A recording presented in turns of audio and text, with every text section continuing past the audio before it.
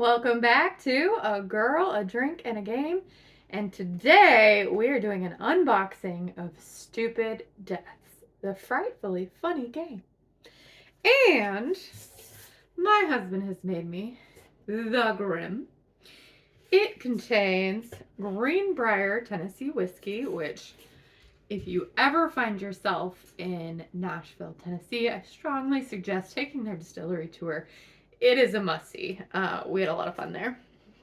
And it has spicy ginger beer, as well as a little bit of orange bitters. And we have it in a Moscow Mule mug, which was just purchased today. So we're going to see how this is. I can smell the ginger beer for sure. We've got it with ice.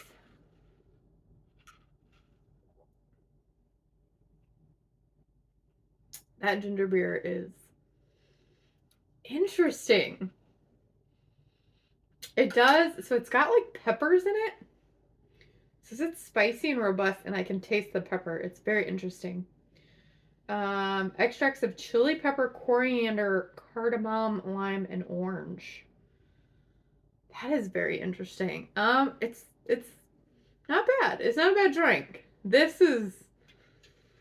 That's different. I haven't had a whole lot of ginger beers, so I don't have a whole lot of experience, but the combination is good. It's just that spice flavor is unexpected. But good. He did good on this one. So that is the Grimm. Be sure to like, share, and subscribe if you have not done so already. It means the world to me, and I do a little happy dance every time I see a new subscriber. Also, drop your comments down in, the comment section where they belong. And let me know what you think. Let me know what games you want to see, things like that. So this game is 2 to 6 player, ages 12 and up. I played it once a long time ago, but I don't honestly remember much of it. So we're just gonna pretend like I haven't played it for the most part. So it comes with your little instruction booklet. It also gives other games on the back for suggestions based from the same company, which is University Games. Very adorable Grim Reaper right there. He's also front and center on the box as well. Hence our theme tonight. It comes with a board. It's a pretty basic board. Stupid Deaths. It has the ending part and I believe the starting point. And on it, it says, will you get the Grim Reaper or will the Grim Reaper get you? So that is the board. Then we have our little angel tokens here. Some of them have already been popped out. I believe these are the extra life tokens, but let's double check here. So it says it comes with the board game, 300 stupid death cards, 6 player pawns. They're your classic board game pawn shape of a pawn. You got red, gray, brown, orange, yellow, and white there. We also have the Grim Reaper stand. When he comes in, let's see. Ooh. Trying to get these out without making a huge mess. Ooh, there he is. So double-sided little Grim Reaper guy. He goes in his little stand like that. And then we have our true or false voting cards. They're all shaped like a coffin. I'm trying to get them all the same, facing the same way. So there you go. You have your voting cards. And then, yes, these are the extra life tokens. They've got an adorable little angel on them. And there are 6 of those. I only popped out 4. And then we have our cards. There are a lot of cards. There are 3 decks of cards. We only opened 1 deck of them so far. That's all we had needed. Let's see if I can get that deck out. There we go. Okay, so we're going to set this out of the way. Take a drink. Okay, so the object of the game is to be the first person to reach the finish, which is that red spot I showed you, or be the last person alive, essentially. So when you set up, it says that each player chooses a player pawn and places it on the green spot. So we'll just put a few people there. I don't need that many. Then players place the Grim Reaper on the red space at the top of the board. So he goes up here. Let's shimmy this all down a little bit so y'all can see. There we go. And one player shuffles the stupid death cards and places them in the middle of the board game. Each player is given an extra life token along with one true and one false card. So these, everybody gets true, false, and true, false. And then those are the extras. We put these here. One for you, and one for me. And then we have one extra. Okay. Don't forget my little skull guy. He's my friend. But I don't know his name. Does he have a name? He's not paying attention to me. He's cute though. I like him. What do you think his name should be? Tell me in the comments. Anyways, another drink. Oldest player goes first. The person closest to death. Dun dun dun. Ominous. And they start by picking up a stupid death card and reading it aloud. Holy cow, that's a long one. Let's see if we can find a shorter one. They're probably all long. Yeah, they're all pretty long. Oh, that one's kind of short. We'll go with that one. Okay, so for example, this one says, Robert Ripley, born 1890, died 1980.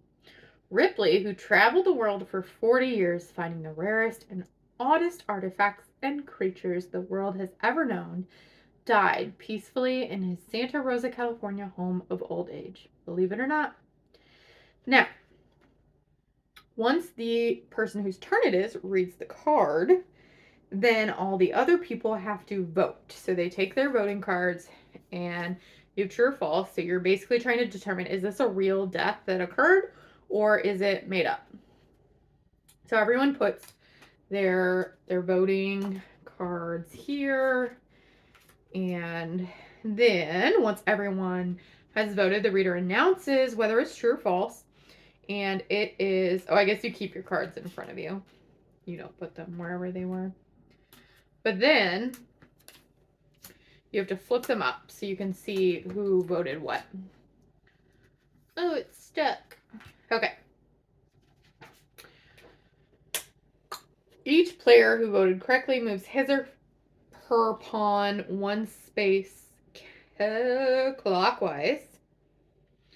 And everyone who was wrong did not move. So if I voted false for the red pawn, and that was true. So this guy's going to move over one. The orange pawn was true, which is wrong, so he doesn't move. And the gray pawn was false, so he moves one. So then, whoever gets it wrong has to move the Grim Reaper, I believe, also clockwise, but let's check. Yes, clockwise, one space for every wrong answer. So since only one person got it wrong, he just moves one. But if all three people got, or all, I guess technically only two people would have answered on that one because I was the one reading the player. But when you're trying to play by yourself, things get confusing. So he moves for every wrong answer. So one wrong answer, he moved one. If everyone gets it wrong, then the person who read the card, they get to move their own pawn, and they move it 2 spots. So if these 2 people were wrong and I was right, then I could move 2 spots. But as the reader, otherwise you don't move on that turn. Play continues, keeping going and taking turns reading the cards and keep moving until the Grim Reaper essentially catches up to one of the players. And when it either lands on or passes that person, it means they've been touched by death. If they still have their extra life token, they can essentially play that, which means they're not dead. And then they move, I believe, one, but let's double check. Player moves his or her pawn one space ahead of the Grim Reaper on the board and discards their extra life token. But you only get one extra life per game. So if he catches up to you again, then you're dead. Killed, gone, out of the game, and you lose. Drink. I should have used my little short straw. I didn't think about it though. And so then you just keep going until nobody's left except for one person, or until you reach this spot right here. So you really only have to move halfway around the board, but the Grim Reaper has half the board to be able to catch up to you and then overtake you. So it's not bad. So the more people that you have in the game, I think the better and more fun it would be. It's 2 to 6 players. So it would definitely be more fun if you're at like a 4, 5, 6 kind of level. But that's it. I mean, it's super, super easy. I think it's age 12 and up just basically due to the content. It's not really the level of gameplay. I mean, it's a really pretty simple game. But obviously it's all about death. So you probably don't want your 5-year-old partaking. But we'll read some of these other cards just for fun. So this one is Mickey Mackenzie, born 1852, died 1887. Mackenzie was a cowboy in Iowa. He was very proud of his long, unshorn hair, which became his ultimate undoing.